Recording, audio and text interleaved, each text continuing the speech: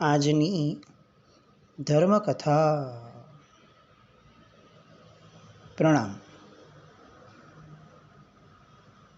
યશોધર મુનિનું ચરિત્ર અને એક પછી એક કડી દ્વારા આપણે એમના યશોધર તરીકેના ભાવ સુધી પહોંચવાનો પ્રયત્ન કરીએ છીએ. મહારાજા અરહદત્ત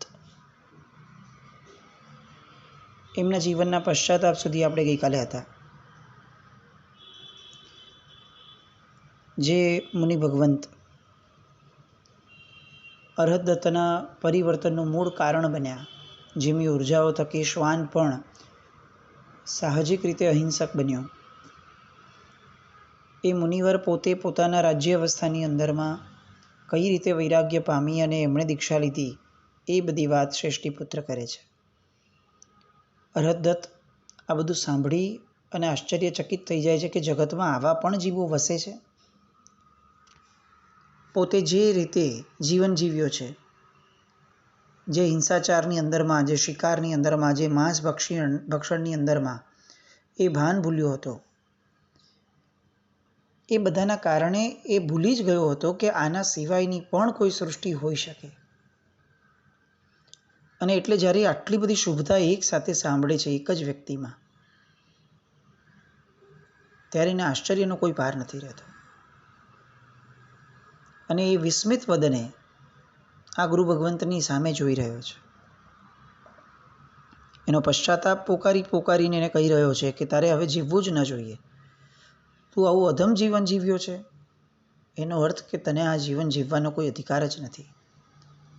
જો મનુષ્યપણામાં આટલું સારું જીવન જીવી શકાતું હોય, આ ગુરુ ભગવંત જીવ્યા છે એવું, તો પછી મેં આ મનુષ્યપણાનો અપરાધ કર્યો છે આવું જીવન જીવીને.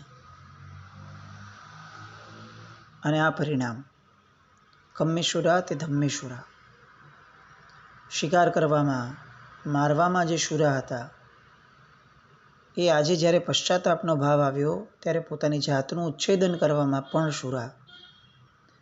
એક ક્ષણનો પણ વિચાર કર્યા વિના પ્રાયશ્ચિત રૂપે પોતાની જાતને વધેરી નાખવા માટે પોતાની તલવાર કાઢે છે અને તલવારથી પોતાનું મસ્તક વધેરી દેવા માટે તત્પર બને છે. અને આ મસ્તક છેદના કાર્યમાં એ પોતે આગળ વધે એ પૂર્વે તરત જ આ બધી જ વિચારણા જે એના મનમાં ચાલી રહી હતી, એ વિચારણાને સાંગોપાંગ જોઈ શકનાર એવા આ મુનિ ભગવંત, જે મનઃપર્યો જ્ઞાની પણ હતા, એ કેવી પવિત્રતા એમના અંતરમાં પ્રગટી હશે. તીર્થંકર પરમાત્માઓ પણ જન્મથી 3 જ્ઞાનના ધણી હોય. ચોથું જ્ઞાન ત્યારે જ પ્રગટે જ્યારે અંદરમાં ચારિત્ર વિશુદ્ધિનો પરિણામ જે છે એ પરિણામ આત્મસાત થાય. એ અપેક્ષાએ વિચાર કરીએ તો આ મુનિ ભગવંત એ કેવા પવિત્ર વિશુદ્ધ ચારિત્રના પરિણામવાળા હશે. બહારનું ચારિત્ર હોવું એ તો ઉત્તમ છે, પણ એ ચારિત્રનો આંતરિક પરિણામ, વિશુદ્ધિનો આંતરિક પરિણામ અંદરમાં પ્રગટવો એ શ્રેષ્ઠ છે. બહારના ચારિત્રનું લક્ષ્ય જ આ છે કે અંદરમાં ચારિત્રનો પરિણામ જાગે. બહારની ક્રિયાઓ જેટલી પણ ધર્મને લગતી, દ્રવ્યને લગતી, સાધુપણાને લગતી, એ જેટલી પણ ક્રિયાઓ છે, મૂળમાં એ બધી ક્રિયાઓ સાધ્ય નથી. એ બધી ક્રિયાઓ સાધન છે વિશુદ્ધ ચારિત્રના પરિણામ સુધીના સાધ્ય તક પહોંચવા માટે.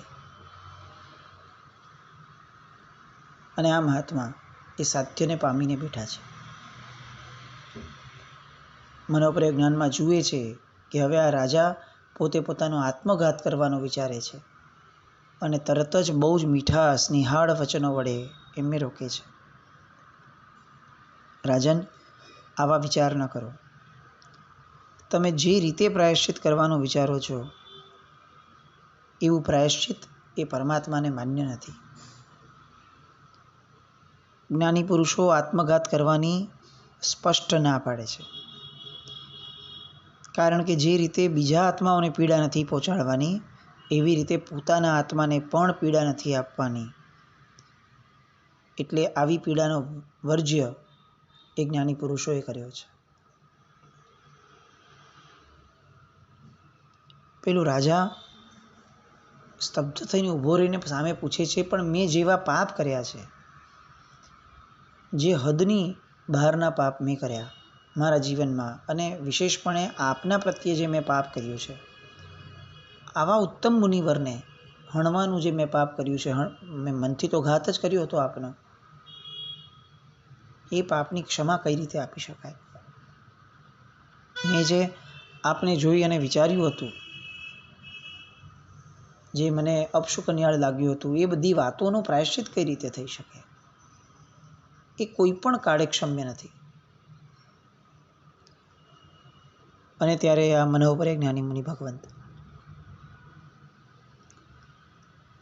એ અરહદત્તના એકે એક વિચારની સ્પષ્ટતા કરવાની કૃપા કરે છે. શું કરુણા હશે!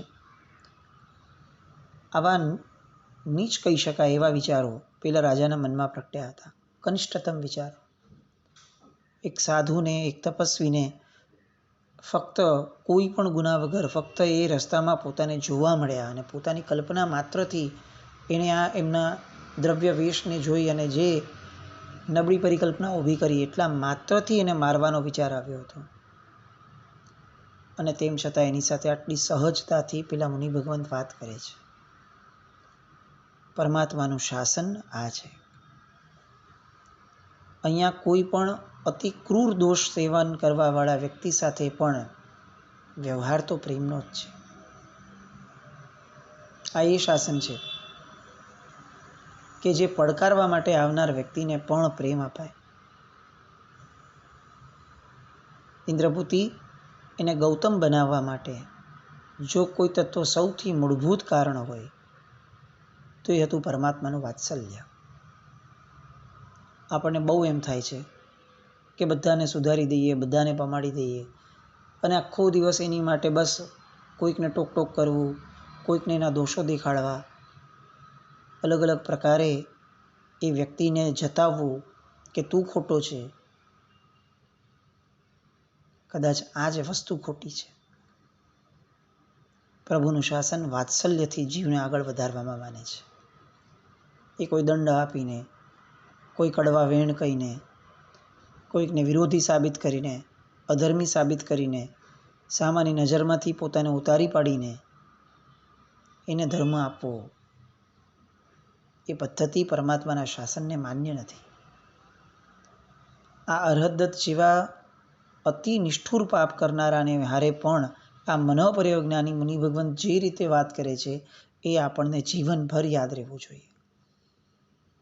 મૈત્રીનો પરિણામ જ્યાં સુધી પ્રગટતો નથી, ત્યાં સુધી બીજા એક પણ જીવને કંઈ પણ પમાડવા માટે, કે એને સુધારવા માટે, કે એને એની ભવ પરંપરા બદલાવવા માટે આપણે સક્ષમ નહીં બનીએ. આપણો દરેક ધર્મ એ આપણામાં મૈત્રીનો પરિણામ પ્રગટાવે તો એ વિશેષ ફળ આપશે. અને આવો મૈત્રી ભાવ, એની વિશુદ્ધિ, એ ચારિત્રનો પરિણામ, અને એના કારણે થયેલું મનોપર્યજ્ઞાન. એ મનોપર્યજ્ઞાનપૂર્વક હવે આ મુનિ ભગવંત અરહદત્તને એક પછી એક એનું રહસ્યોદ્ઘાટન કરતા જાય છે. એના મનના એક એક નબળા વિચારોને તર્કબદ્ધ રીતે હવે એ શાંત કરતા જાય છે. ખબર પડે છે કે પેલો જ્યારે હવે પશ્ચાતાપથી ભરપૂર થયો છે, યોગ્ય થયો છે, એટલે તરત જ એને જવાબ આપવાનું શરૂ કરે છે. વણ પૂછાયેલા પ્રશ્નોના જવાબ તરતથી પૂછે છે. તને એવું લાગે છે ને કે તારા પાપનું કોઈ પ્રાયશ્ચિત જ નથી? તો એવું નથી. તું અગર તારા પાપને બહુ જ સ્પષ્ટતાથી સમજે, એનું મૂળ પકડે, અને એ પાપ જે પક્ષપાતમાંથી પ્રગટ્યા છે એ માન્યતાને બદલાવે, તો પરમાત્માનું શાસન તને પણ મુક્તિનો અધિકારી ગણે છે. પણ એની માટે તારે સૌથી પહેલાં શ્રદ્ધાન કેળવવું પડશે. અને એ શ્રદ્ધાન કેળવવા માટે તર્કબદ્ધ રીતે તારે તારી મનની ભ્રમણાઓને દૂર કરવી પડશે. તે એવું વિચાર્યું હતું ને કે આ સાધુને જોઈ અને અપશુકન થયું, કારણ કે આ બધા સાધુઓ જે છે એ તો સ્નાન નથી કરતા. મેલો દેહ છે, એના શરીર ઉપર મેલના પડલ બાજેલા છે, આવા વ્યક્તિઓને જોવા એ સૌથી મોટું અપશુકન છે. તને આવો દેહ જોઈ અને કેટલીક જુગુપ્સા ઉપજી હતી, એવું થયું હતું ને? પણ તું વસ્તુ સમજ. સાધુ પોતાના દેહને મેલથી ભરાવવા દે છે. એને ક્યાંય પણ આ દેહની શુદ્ધિનો પ્રયત્ન કરતો નથી, કારણ કે આ દેહની શુદ્ધિથી જે દેહ રાગ ઉત્પન્ન થાય છે, જે દેહનું અભિમાન ઉત્પન્ન થાય છે, એ સાધુ માટે વર્જ્ય છે, સાધુની સાધના માટે વર્જ્ય છે.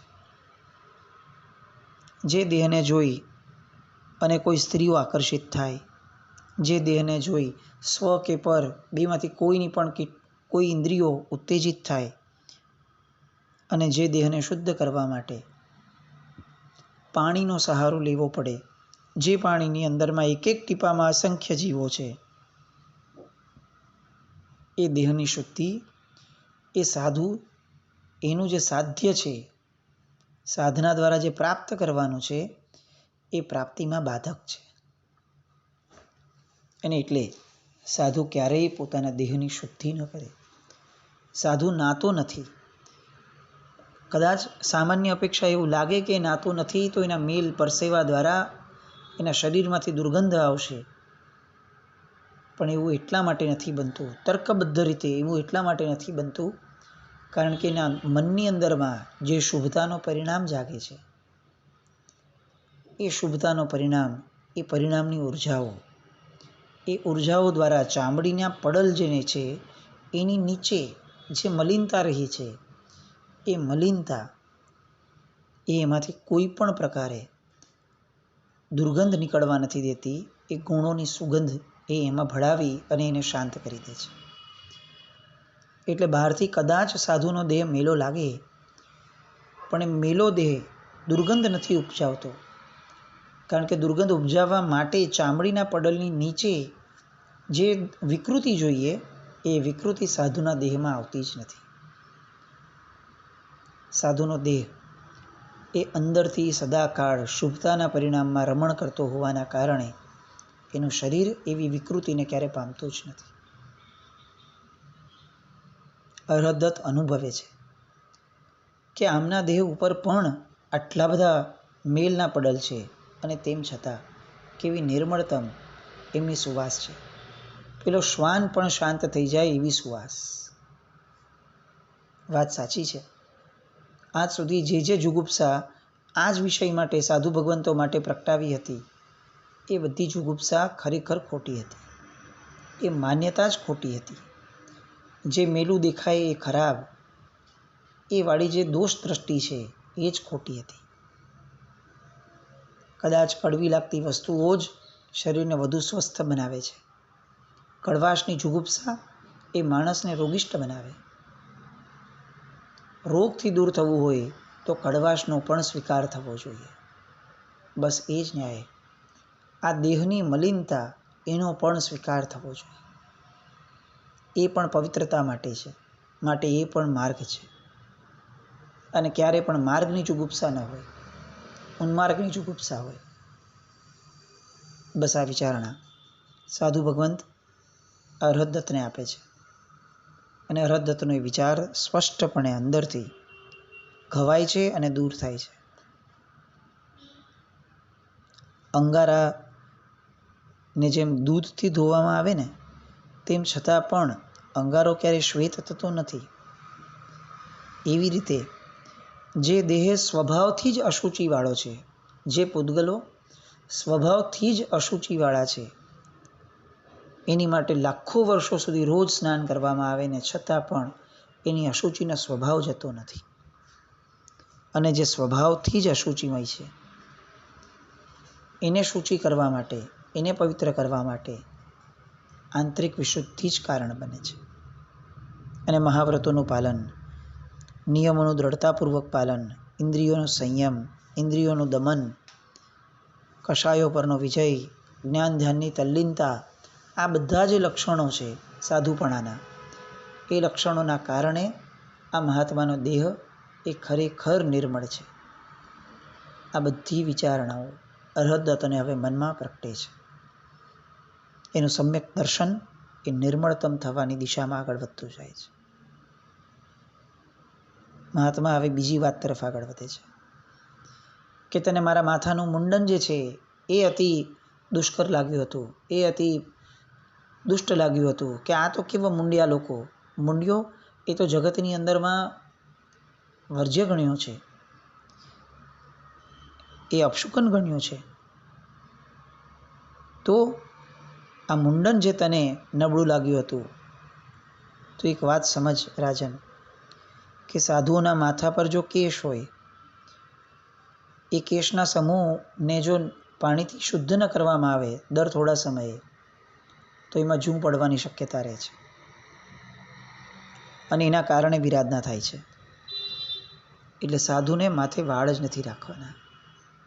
એ વાળ ન રાખવું, મુંડન કરવું, લૂંચન કરવું એ અહિંસાનું પ્રતીક છે કે જો નાહવાનું નથી તો હવે શરીરના આ વાળો એ મેલ પરસેવાના કારણે, એની પ્રકૃતિના કારણે એમાં જે જીવોત્પત્તિ થાય એ જીવોથી રક્ષણ મેળવવાના કારણે આ કેશનું લૂંચન એ સાધુને નિયમિત ધર્મમાં મૂક્યું.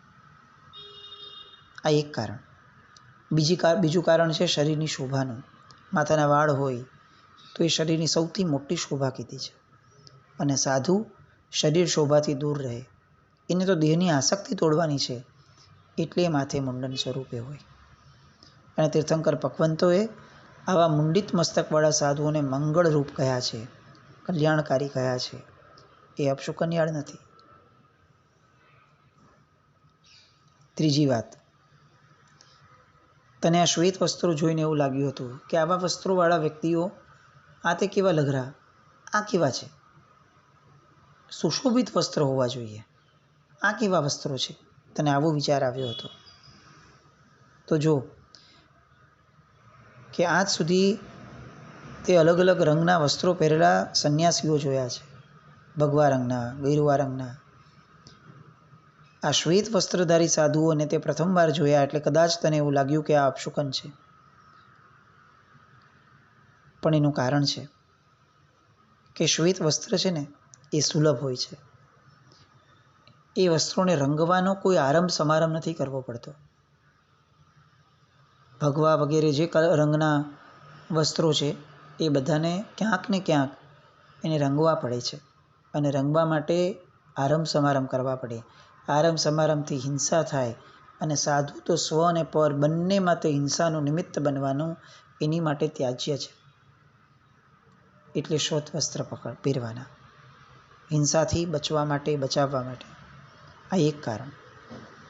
બીજું કારણ, સાધુને ભાવાત્મક રીતે એને શ્વેત રંગી ધ્યાન, શ્વેત રંગી ઉર્જામાં આગળ વધવાનું છે. એટલે શ્વેત રંગનો સંસ્કાર જેમ જેમ એના મનમાં પડતો જાય તેમ તેમ શ્વેત રંગી ઉજ્જવળ એવું ધ્યાન જે છે એ એની માટે નજદીક આવતું જાય. એ શ્વેત રંગનો સંસ્કાર પાડવા માટે શ્વેત રંગી કપડાં સાધુને પહેરવાના છે. ત્રીજું,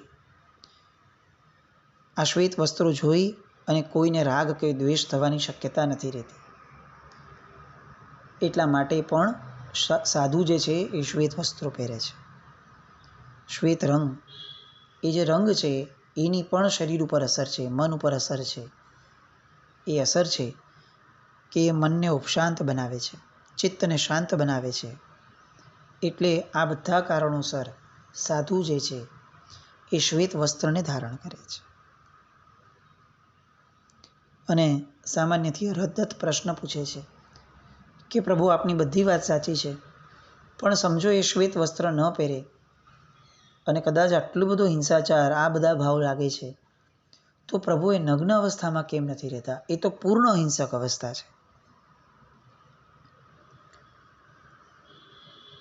અને ત્યાં ગુરુ ભગવંત એનું કારણ કહે છે કે તારી વાત સાચી છે, એ પૂર્ણપણે અહિંસક છે. અને સાધુને તો જો બીજા બધા જ કષ્ટો સંભાવે સહન કરવાની શક્તિ હોય તો નગ્નતાને, એ પરીક્ષાને પણ સહન કરવાની કોઈ પણ શક્તિ ન રહે એવું બને નહીં. પણ સાધુ મર્યાદાની અંદર છે, સામાજિક મર્યાદા. એ પણ સાધુ જે જગતની અંદરમાં જીવે છે એ જગતનું એક બહુ મોટું લક્ષણ છે. એમણે જેમની વચ્ચે જીવવાનું છે એ બધાના ભાવોની વિચારણા એ પણ એટલી જ આવશ્યક છે. સાધુ સ્વલક્ષી હોય પણ સ્વકેન્દ્રિત ન હોય. એને પોતાની સાધનાનું લક્ષ્ય છે કે મારા દ્વારા કોઈ પણ ક્યાંય પણ હવે એવો કોઈ કશાય લોકોને ન જન્મવો જોઈએ, મારા કર્મનો ક્ષય કરીને મોક્ષે જવું જોઈએ. એ સ્વલક્ષીપણું છે. પણ મારા કારણે કોઈને પણ જુગુપ્સા થાય, કોઈને પણ રાગ જન્મે, કોઈને પણ કશાયો જન્મે તો એ એનો વિષય છે, મારો વિષય નથી, એવું સ્વકેન્દ્રિતપણું સાધુમાં ન હોય. અને એટલા માટે જે લોકો દ્વારા નિંદનીય છે એવો એક પણ આચાર સાધુનો ન હોય. બહુ સામાન્ય રીતે પણ નગ્ન વ્યક્તિ એને ક્યારે પણ આપણે ત્યાં સમાજ દ્વારા સ્વીકાર્ય નથી ગણ્યા, કારણ કે એ ઘણા બધા કશાયનું કારણ બને છે. ક્યાંક રાગનું પણ કારણ બની શકે ને ક્યાંક દ્વેષનું પણ કારણ બની શકે. જે સામાન્ય જનોની વચ્ચે રહેવાનું છે એ સામાન્ય જનોના પણ ભાવોનું ધ્યાન રાખવું એ સાધુનું કર્તવ્ય છે. અને એટલે નગ્નતા એ પરિસહ સાધુને સહન કરવાનું નથી. સાધુએ ઉચિત વસ્ત્રો, યોગ્ય વસ્ત્રો, આવશ્યક વસ્ત્રો અને રંગહીન વસ્ત્રો એ વસ્ત્રો દ્વારા પોતાના શરીરને ઢાંકી અને સામાજિક મર્યાદાઓને પણ સાચવવાની છે. આવી બધી અનેક વાતો. ભિક્ષાવૃત્તિ કેમ? આવા પણ જે પ્રશ્નો હવે હરદત્તને થાય છે એ અને બીજા ઘણા પ્રશ્નો એ સાધુપણાના અદ્વિતીય લક્ષણ ગણાતા આવા પ્રશ્નો, એવા અંગો એ બધાની સ્પષ્ટતા માટે ફરી આવતીકાલે મળીએ. જીનાજ્ઞા વિરુદ્ધ કંઈ પણ બોલાયું હોય તો મિચ્છામિ દુક્કડમ. આપણામાં આવા સાધુપણા પ્રત્યેનો સદભાવ, અહોભાવ ચિરંજીવી બને, વર્ધમાન બને એ શુભ મંગલ કામના સાથે જૈનમ જયતે.